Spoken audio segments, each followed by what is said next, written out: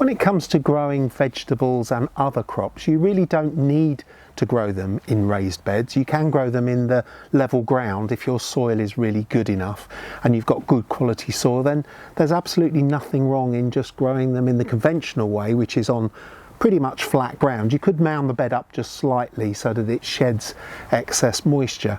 But the trend over the last 40 years has seen a real increase in the amount of people that are choosing to grow their crops in raised beds, and there are a number of advantages from doing that. First and foremost, it means that it brings the crop up a little bit closer to you, depending on how high you make the bed, of course. These are only shallow ones here, but if you brought it up perhaps double this height or even 3 times this height, it's bringing it up closer to you, and of course that saves your back and it saves the effort of bending over to do any digging or forking through that you might need to do. The other thing is that by bringing the bed up slightly, you're improving drainage. So if you have got poor quality soil, perhaps it's a really heavy clay that holds lots of moisture, then putting a raised edge around the bed and filling it with really good free draining soil or compost means that you can get better crops, particularly all through the winter, and it also means that the soil will warm up more readily in the spring because it's freer draining and it's open and aerated.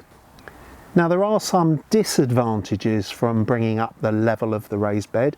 If you bring it up too much and you fill it with really free draining stuff, you can find that your crops will dry out very readily, and that means that you're constantly going to be having to water them to keep them alive. So it's swings and roundabouts really. The most important thing, however, is that you construct it out of something that's going to last a long time. You want it to be made of thick, good quality boards if you're going to use wood for your raised beds. They need to be about 2.5 centimetres or about 1 inch thick. Secured at the corners, you can use square 3 by 3 inch or 7.5 by 7.5 centimetre posts to make your corners, make them good and strong. And if you do need to sink them down into the ground to secure them in place, you can use a longer piece of post that you can dig into the ground, as I say, to hold it in place. Make sure that you secure the sides in place, overlapping them at the corner. It gives you a real strong corner to work with, and you want to put one of these posts in each corner. And if it's a long raised bed like this one, you might want to put an intermediate post about halfway along the bed that you can dig into the ground to help to secure this board in place and to stop it moving around. In any case, it's a good idea to build it pretty bomb-proof and resilient because you want it to last for years. You don't want to be replacing it every couple of years or so because the boards have rotted. Now, another key thing to plan in when you're coming to make your raised beds is to make them wide enough so that you can actually lean in to the centre of the bed from each side, probably around 2 feet, about 60 centimetres into the centre.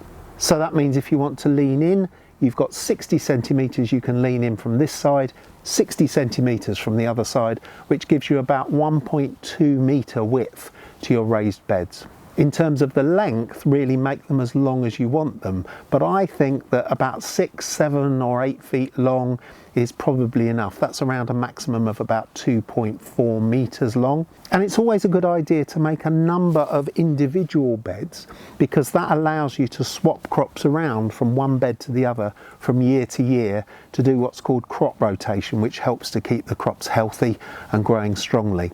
That also allows you to tailor each bed with the nutrients and the organic matter that particular crops need, and they will vary depending on whether they're root crops, leafy crops or things like legumes, beans and peas.